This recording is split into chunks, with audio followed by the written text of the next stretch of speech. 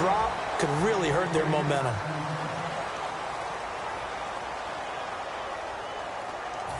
So on fourth down, the left-footed Ryan Allen to kick it away for the Pats. Back deep for the Steelers, Antonio Brown.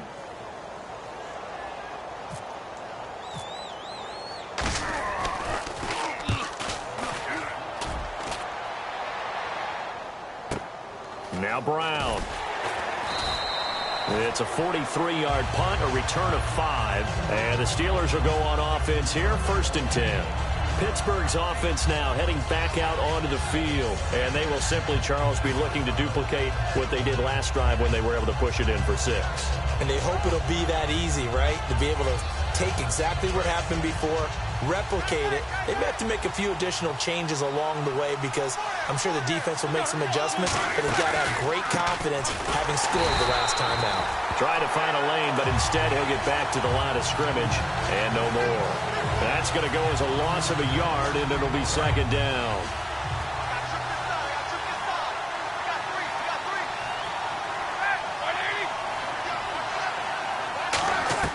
Now Roethlisberger to throw on 2nd down. That is incomplete. Sammy Coates, the intended target there. And it's 3rd down. On your screen now, here are the offensive starters. At wideout, Antonio Brown is certainly someone that the defense always has to account for. Without a doubt, a true #1 receiver. It doesn't matter to him how defenses want to cover him. He sees it as a challenge and knows how to defeat him. A fake to Bell. Now it's Roethlisberger surveying the field. And this is caught at the 20. It's a big play there for the Steelers. 58 yards. Well, they just treated 3rd and long as simply an opportunity to make an even bigger play. Normally, you're just trying to pick up the 1st down and you know where the sticks are. They took this thing way downfield. Confidence in the receivers to go up and make a play, even with defenders around them. Credit him with a 1-yard gain there to make it 2nd and 9. Here's New England defensively. Last year, the #1 overall defense as far as points given up goes. And they've got a lot coming back in 2017. Now, they certainly do. And let's go back to the Super Bowl. Trey Flowers, who was their leading sack guy in 2006, he had 7 in the regular season. He was a monster in the Super Bowl against Atlanta. He's back there for them. How about Dante Hightower, linebacker? His first Pro Bowl in 2016, and then just moving on back to the secondary. Devin McCourty, the guy who quarterbacks him back at safety, he's been to the Pro Bowl as a corner and as a free safety. So they run it on 2nd down. Now let's see what 3rd down brings here for the offense. Brown, the lone receiver, left. On 3rd down, Roethlisberger. This is Bell on the dump-off. And he's got the 1st down as he gets it to the 8. 7 yards on the pickup there, and now they've got it 1st and goal. And fit's the exact right word. Over the middle, there's almost always traffic, so anytime you're a receiver in that area, you're not just focused on catching the football. You're wondering where the collision's going to come from, right? Because there's almost always someone there able to concentrate, catch it, and even added a little extra at the end with a short run.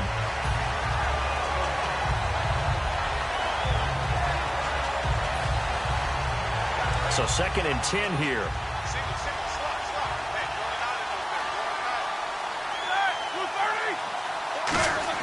On 2nd down, Roethlisberger. And he'll be hit as he releases it, and that'll fall incomplete. It's a tried-and-true formula, and I don't think it'll change for as long as we play football.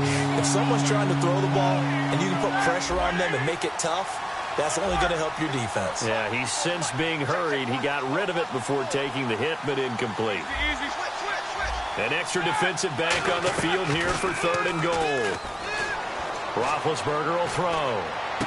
Into a double team, and it's intercepted. Picked off by Eric Rowe. And a big turnover there as his guys will get the football back.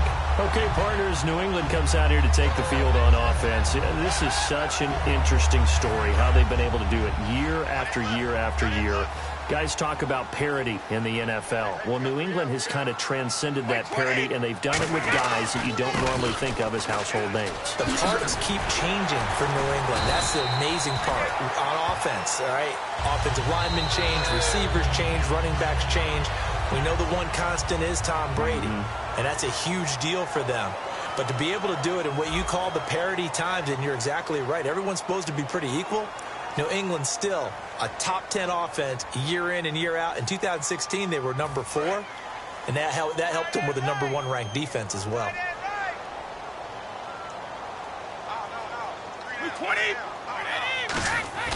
Now a play fake here on first down. And his throw is going to be incomplete. All right, different topic here. 2018, the Super Bowl, traveling north, far north to Minneapolis. Early predictions for that one. Who you got? Well, you know, everyone's still waiting in the NFL for a home team to play in its home stadium, right? So could the Vikings be that team? I'll start in the NFC, and I'm going to say no. I think Seattle starting to get near that maybe last run with their defense. Earl Thomas returns. I like Seattle coming out of the NFC. How about you? Well, I'm actually going to take a Dallas Cowboys NFC title run. I think that they came so close this year, probably most talented going into next year. I like that one. Well, in the AFC, I'm going to go with a team that if they improve their defense and their quarterback stays healthy, they could be that team, the Oakland Raiders. Okay, I'm going dark horse. Cleveland Browns. Let's go. Hey, from worst to first. Brady gives now to Bull. Room here to run. Evades the tackler, and now some space. 20, 10, 5, and all the way in. Touchdown, New England. LeGarrette Blount, 74 yards. And the Patriots are an extra point away from going out in front. Now Stephen Gostkowski on for the extra point.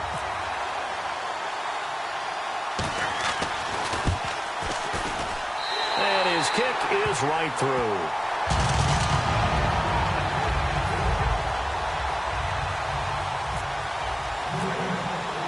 Gostkowski now after the touchdown. He'll send this one away. And they will not get a chance to return this one as it's through the end zone for a touchback. And Pittsburgh getting set to take the field. And the interception thrown in the red zone last time. We'll see if they can rebound. I just have to think the last thing he said as they went back out there was, don't do that again. What do you think? What do you think? Yeah, I think that. I think that not only did he say that, but he also told him, let's put it in the end zone that it's supposed to be in, all right? The end zone we're trying to score. I know we're being a little bit facetious here, but the bottom line is take care of the football, and everything else should flow from there. Quick lesson, never ask the play-by-play guy a question. Hey, you're my partner. I know you're right there with me. It'll be a gain of 8 yards, and that's going to bring up a third down. They completed the screen, but one of the things you worry about is can the quarterback get rid of the ball before he's actually tackled? So your offensive linemen have to hold up the rushers a little bit because you want to make sure you keep your guy's jersey clean throughout the game. He gets it to Brown, complete. It's a gain of 4, and it gets him the first. And connection number 1 there on the game, Roethlisberger to Boney Tony. Antonio Brown, that's what his high school teammates used to call him. I wonder what they would call him now.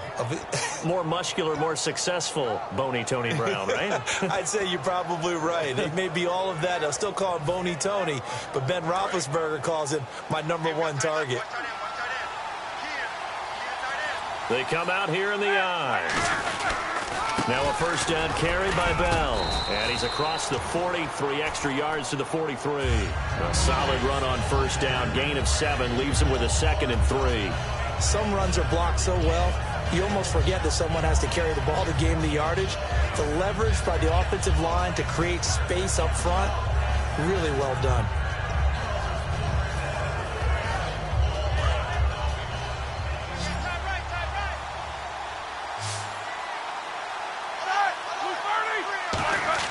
On second down, here's Roethlisberger. The Pats are going to get there. Down he goes.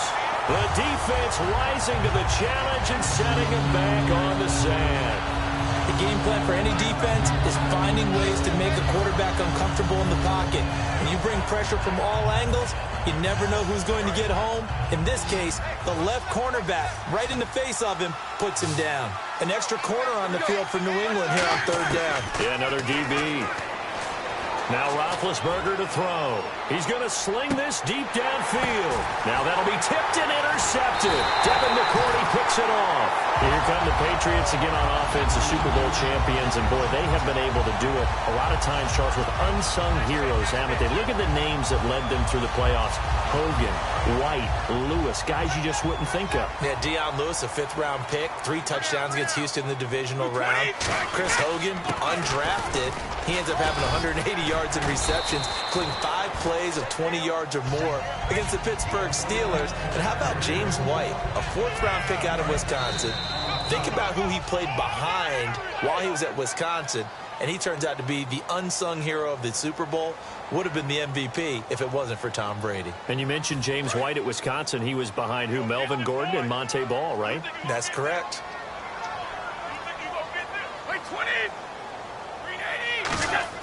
On 2nd down, here's Brady. And that one goes incomplete. He's maybe lucky it wasn't a fumble as he got hit as he threw it. Oh, man, that was close. The opportunity to change momentum, big play, right in his hands, unable to come down with it. A sigh of relief, no doubt, on offense that that fell harmlessly to the ground. Now Brady. They will find his man. That's Hogan, complete. Give him 8 yards on the play, and they pick up the first. Now hold everything here. We're going to get a timeout by the offense. It's just their first, so they'll have 2 remaining here before we get to halftime.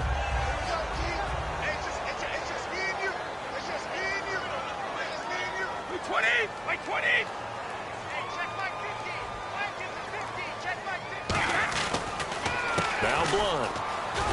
And he takes this up right near the 45-yard line. 5 yards is the tally on 1st down. That brings up 2nd and 5. Now whistles come in. We're going to get a timeout here by the offense. So that means they're down to 1 remaining here as we head toward halftime.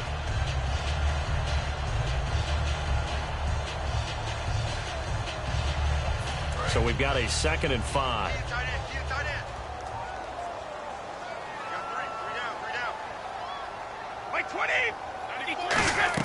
Brady to throw on 2nd down. Screen pass to Blunt. And this one's going to go the wrong way. Losing yardage back at the 42. It's a loss of 4. Now 3rd down. Time to give a little credit here. That was an excellent read by the guys on the defensive side of the ball. Oh, you're crediting your defense. Got to credit them on that one because they tried to fool them, right? Tried to trick them. Ran a screen, and they went to it and smothered it for a loss of yardage. And that is incomplete. Unable to get it to Gronkowski that time. And that brings up 4th down. Let's give some credit to the defensive guys on that play. Able to bat that one away. Sure looked like they were trying to hit the corner route.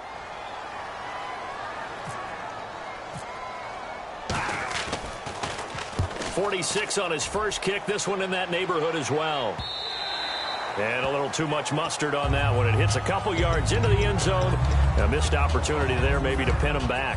And the Steelers set to take the field. And following the interception, we'll see what they can put together on this drive. I can hear my old college coach right now. He always used to tell us before every game, the team making the fewest mistakes will win. What they're hoping is that that last mistake is their only one of the game. Coaches, that's all they talk about, Turner. And that's caught inside the 30. And into the end zone. Touchdown, Pittsburgh. Sammy Coates, an 80-yard touchdown.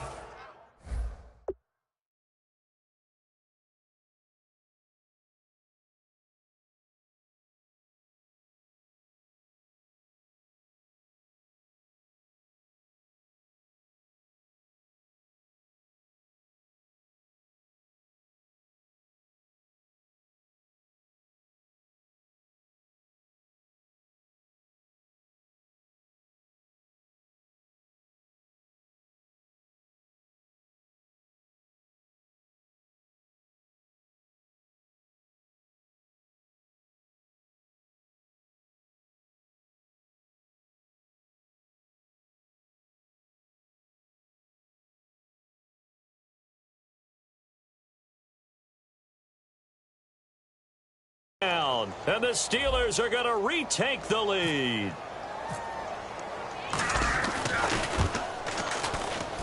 And he atones for his miss the first time around as this one is up and good to extend their lead.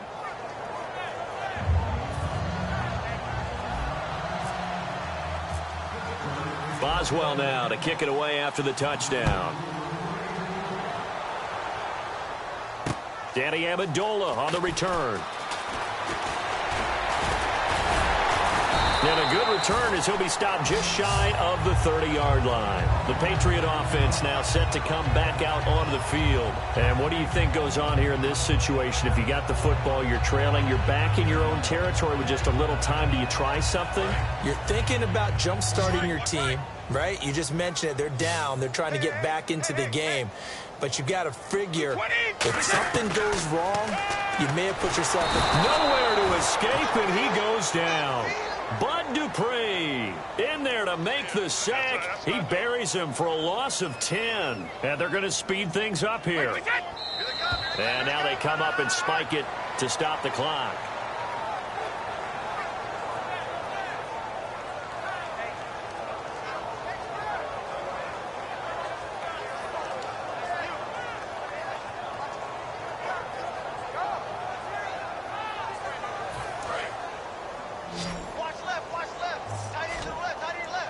They slot Gronkowski outright. On 3rd and long, it's Brady. Wide open, Julian Edelman. Last year for Edelman, just below 100 receptions, 98, over 1,100 yards, 3 touchdowns. And, you know, this is a guy that gets a lot of pub for being that perfect receiver for Tom Brady and the New England Patriots. What's his role going forward? I think his role going forward is to be a bona fide #1 receiver in the NFL, meaning he's not just a Tom Brady receiver. He's that guy for anyone. And he spent so much time proving himself as he got into the league, just what you were talking about. Can I have a role here with New England? Now it's not just proving himself. It's continuing to develop in his craft. And I think he's going to just keep getting better and better. He never gave up on himself in his dreams, and he doesn't give up on any single play. And he's got the first down yardage as he brings this up to the 47. I don't know if I agree with that. I guess they don't care if I agree with that. But, boy, you have to be surprised by that, right? I definitely was surprised that they decided to go for it in this situation. But they must have either felt like they either had a great play call on or they're trying to show extreme confidence. Now Brady. And that will be incomplete with a clock down now to 13 seconds. I had a coach tell me a long time ago that running a screen pass is similar to acting 101 for your offense because you got to show something different and create extra space for linemen to chase the quarterback. And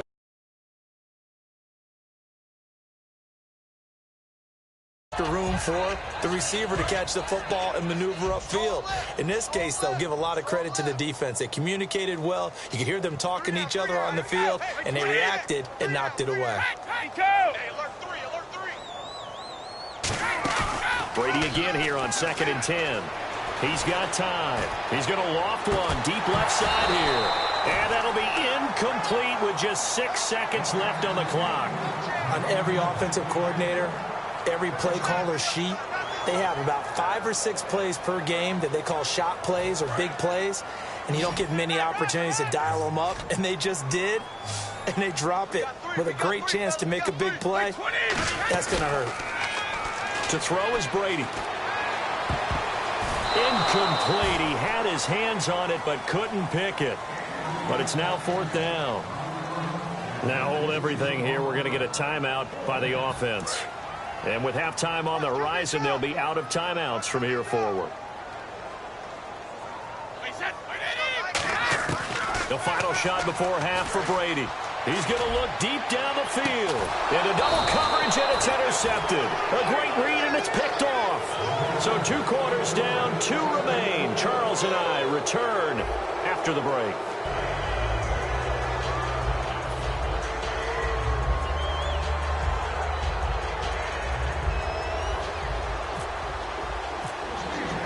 So both teams have their marching orders, and we'll get going again here in quarter number 3. And this will be a touchback as that sails over the end line. Now the Patriot offense set to take over again. And following the interception, just any interception, are you a little bit more cautious when you start that next drive, or no, you just throw that out the window? I think you are. I don't think that there's any way you can run back out there and go, totally didn't affect me. Let's just go ahead and be loose with the football again. You're going to take care of it, but you have to be careful about being too cautious because now you can't run any offense at all. Still want to attack. We'll see how they attack them here. Boy, where would these guys be without his performance on the ground? That puts him over 100 yards now for the afternoon, and I tell you, he seems to be getting stronger as the day goes along. Again, here's Blunt. Across the 30 to the 31-yard line. 3 yards on the pickup. That's going to set up an interesting third and about 4 to go. Let's give a lot of credit to the offensive line. They've been able to move the ball really well on the ground the entire game, and while that wasn't a huge one, that's okay. They'll take them in short, steady bursts.